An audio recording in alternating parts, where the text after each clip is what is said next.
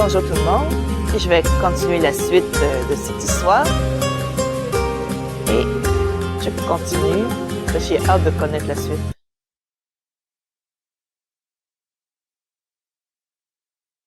Nusstroth, je crois.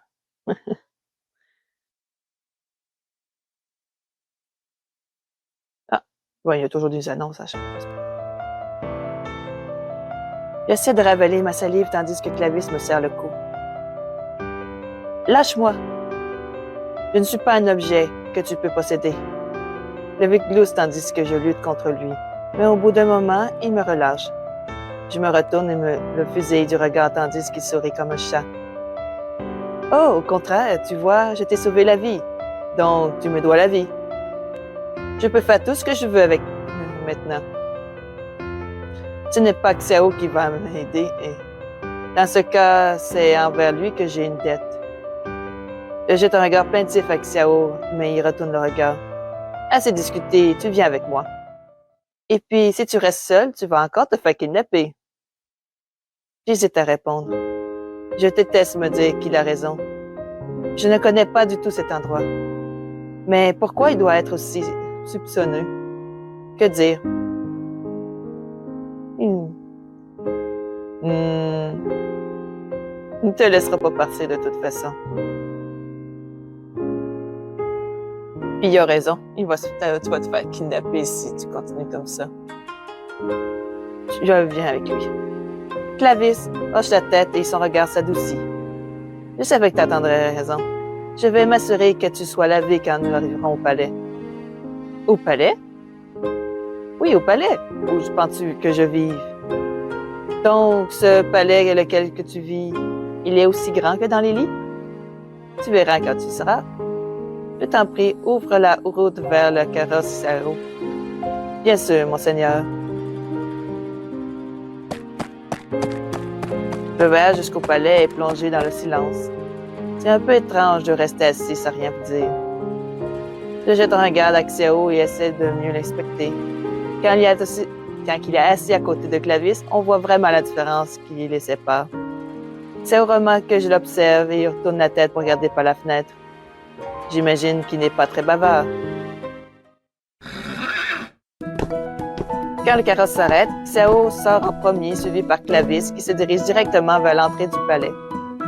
Xiao reste derrière pour m'aider à descendre du carrosse. Merci, Xiao. Ça fait plaisir de mon travail. Ça fait partie de son travail. Il se retourne rapidement et me guide à la suite de Clavis. Bienvenue dans mon humble demeure. Humble? Cet endroit est immense. Monseigneur, vous êtes en retard. Qu'est-ce qui s'est passé? L'homme me remarque et il se coupe en me regardant. Monseigneur?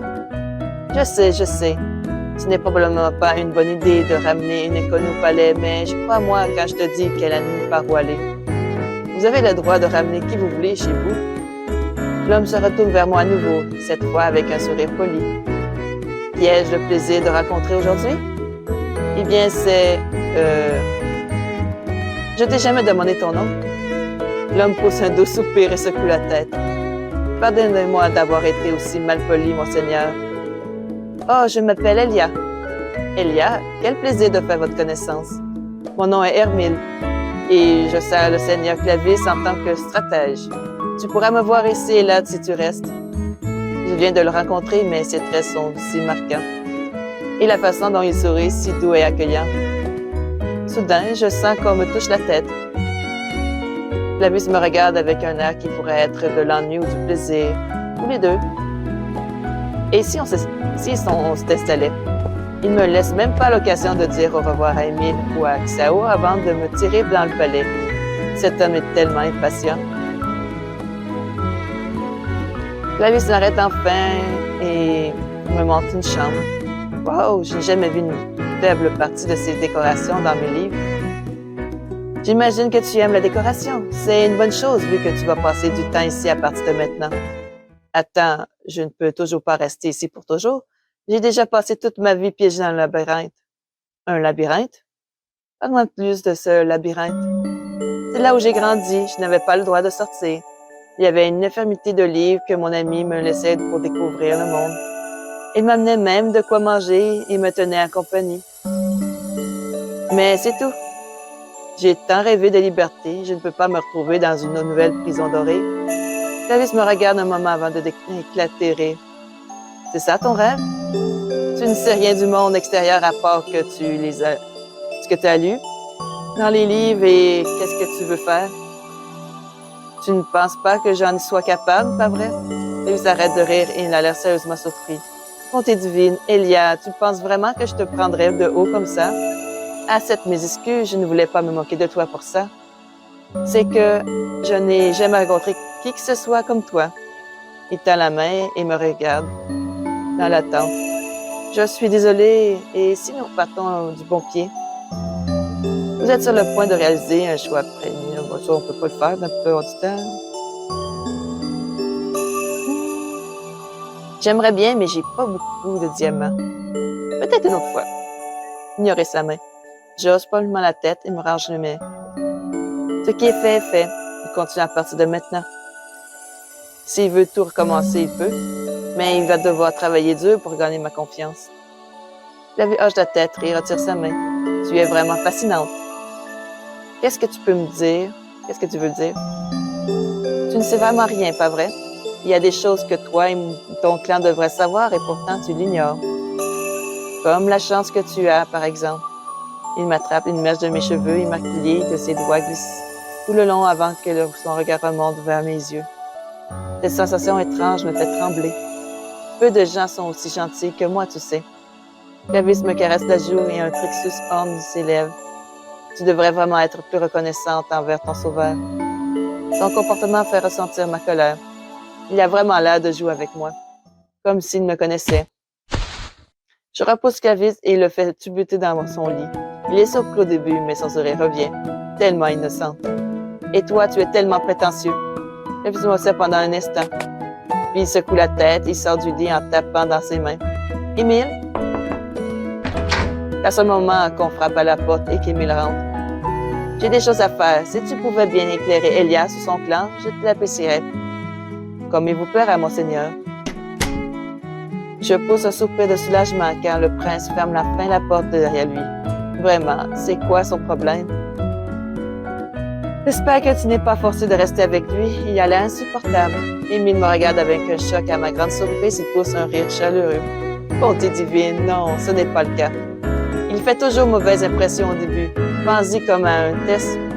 La plupart des gens ne voient que son rang, alors il tient sa garde levée. Je pense que tu découvriras vite ce qu'est un homme comme bon.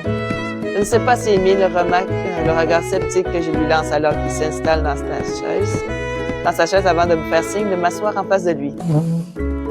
Je n'ai pas trop le choix de m'asseoir. Il y a des choses importantes dont on doit parler en ce moment. On m'a demandé de t'apprendre tout ce que tu dois savoir sur ton clan. Au vu de tes traits, tu fais partie des clans des germes. Même si on l'appelle souvent la tribu perdue, le clan des germes. Oh, joli nom ça.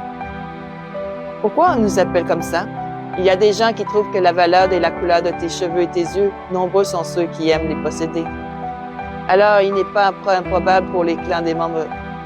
Je recommence. Alors, il n'est pas improbable pour les membres de ton clan d'être capturés.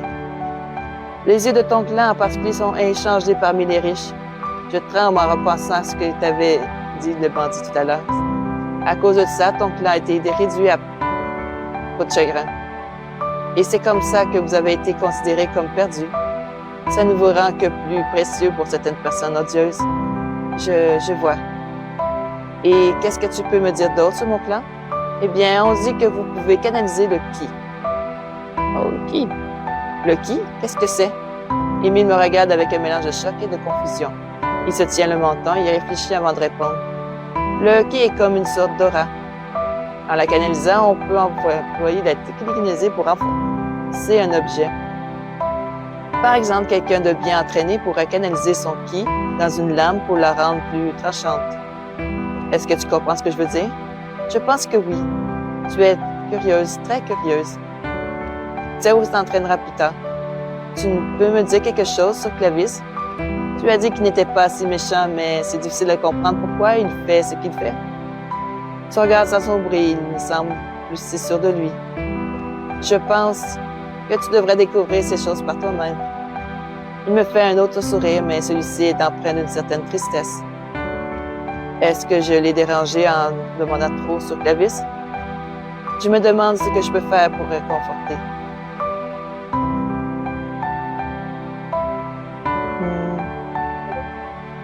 Très bien, parle-moi plus de Lydie. De la Lydie, plutôt. Un petit sourire apparaît sur son visage et se redresse. Qu'est-ce que tu veux savoir sur notre cher royaume? N'importe quoi, j'ignore tout de ce pays. Vraiment? Je ne sais pas si c'est une bonne idée. Je pourrais te garder ici pendant des heures. J'ai dû imaginer le voir triste tout à l'heure. Je pourrais regarder son sourire toute la journée s'il me laissait faire. Eh bien, Clavis n'est pas encore de retour, alors dis-moi tout ce que tu sais sur la Lydie. Quels sont tes endroits préférés? Avec plaisir. Alors, la montagne la plus haute, elle est très proche, à quelques kilomètres d'ici. On peut vraiment parler pendant des heures, hein?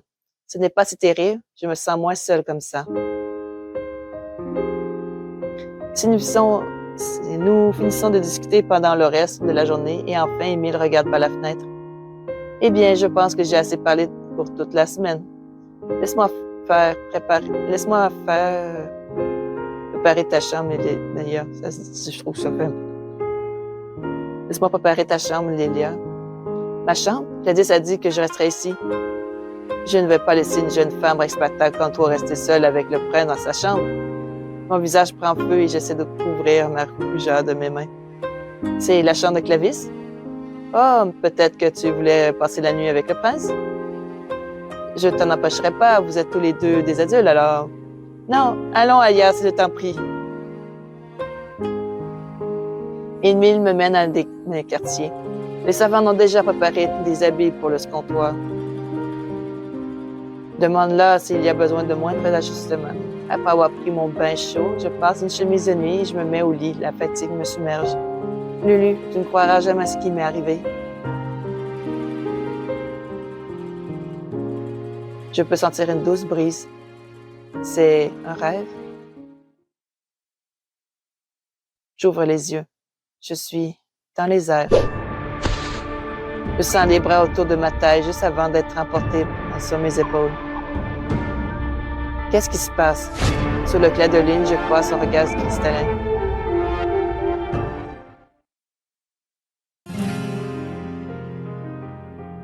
Ouais, ça commence bien. Je me fais kidnapper dans le chapitre 2.